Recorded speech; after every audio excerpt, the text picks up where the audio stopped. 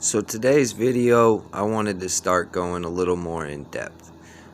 The Chicago Cubs are looking at multiple pitchers, Taijuan Walker being one that is 30 years old, and Chris Bassitt being another, 33 years old, and then the Cubs obviously being in on Kodai Senga. The two veterans, though, average between a 3 and a 4 ERA, and are 4-5 rotation guys. So is spending 30 to 40 million over 3 years on one of these guys smart?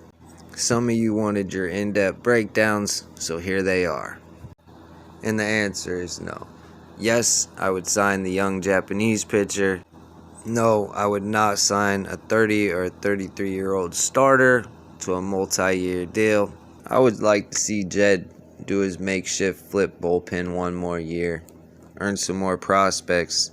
But instead of signing 30-year-old guys to a lot of money for them 3, 4, and 5 holes in the starting rotation, I believe this year we should call up a lot of pitching and a lot of outfielders.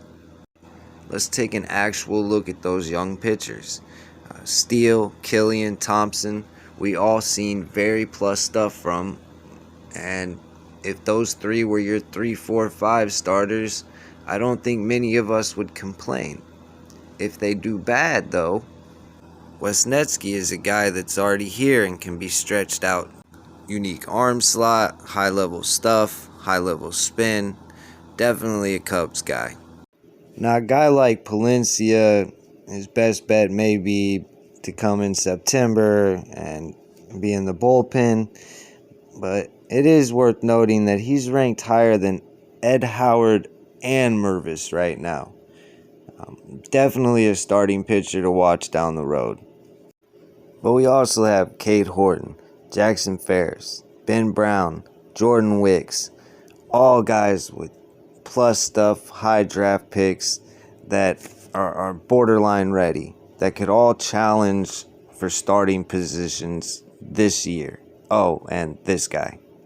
And we have yet another great group of pitchers, which was led by Mule until this Devers kid just, wow.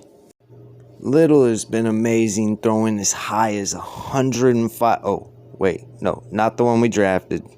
Yeah, this Little, the one that throws 105 miles an hour and has 3, not 2, 3 plus pitches. I mean, imagine you're a hitter and you see a 105 mile an hour fastball, then a 91 mile an hour slurve, and then an 80 mile an hour changeup. Ryan Jensen has had some really high highs and some low lows, but I think he's ready for a spring training invite. I'm super high on Cole Franklin. I really think he should get a shot at the MLB this year. And Gray's a way off. Shouldn't be in a video about this year, but he is going to rise fast. I would also expect Assad, Sampson, and Hughes to get chances. All 3 have shown great stuff.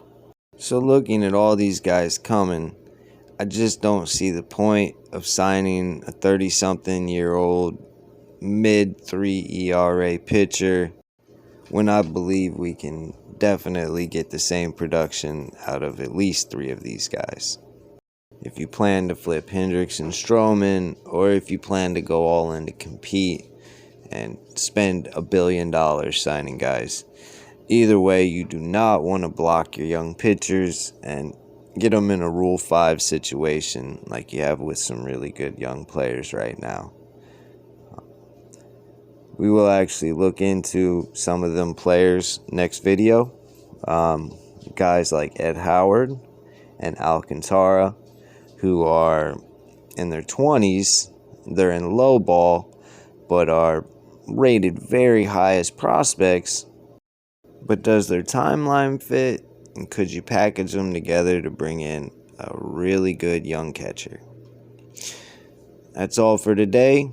This is your guy, Knowledge on Tam, saying, if you ain't hit that subscribe button, I don't know what the heck going on in your mind. You can't sound the biggest. You gotta hit the subscribe button and go crazy. And have a blessed Thanksgiving.